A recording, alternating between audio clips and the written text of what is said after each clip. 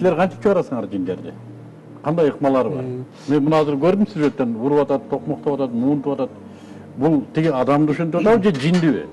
Негизи жинди Адам сезеби ушул нерсени? жинди мен чыгарам деп айтышы дагы өзү дурус эмес экен да. Өзү чыгаруучу Алла. Жана врачтар дарылаган сыяктуу эле молдолор да дем салып карылар Куран окуйт, бирок чыгаруучу Алла Таала да. Эч бир баягы адам дейт, адамдын ичиндеги бир молдо же кары ушул адамдын ичиндеги жини мен чыгарам деп туруп гарантия бере албайт. Баардыгыбыздын окуурдун алдында Аллахка таянабыз.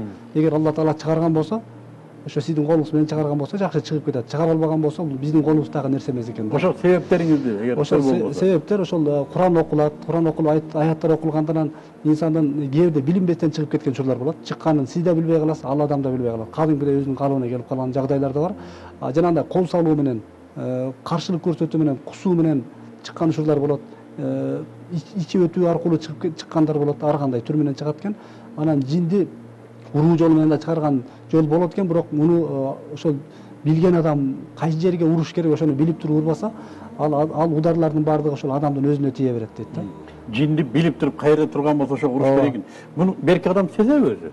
Аны окуп аткан адам сезбеши мүмкүн, бирок кээ бир окуп аткан адамдарга да сезилет. Дененин ар жерлери мындай жылып кыймылдаган көзгө көрүнөт да. Ошолдо жин кадимкидей ошол жерди мындай аста эле басып койсоңуз бакырат, чыгып кетиши мүмкүн.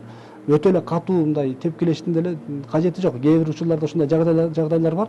Адамдардын өзүнө зыян берип койгон учурлар бар да, катуу уруу менен. Эгер билбесе. Билбесе. Өткөндө Мисырдан мисалы чоң ушул боюнча адис келип бизге семинар берди. Ошондо ошол өтө катуу уруу шарият боюнча туура эмес экендигин сизге бир суроо келиптир. Талмасы бар адамды жини бар деп айтсак болобу дейт.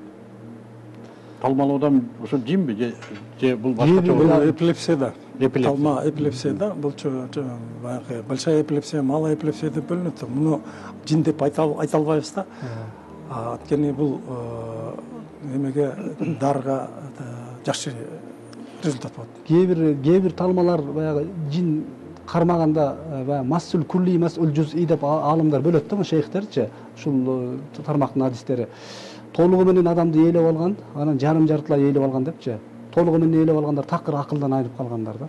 Жарым жартылай ээлеп алгандар болсо кээде акылына келип, кээде келбейт. Анан жанагы жакшынакай жүрүп эле анан кээде талып жыгылып калат экен да.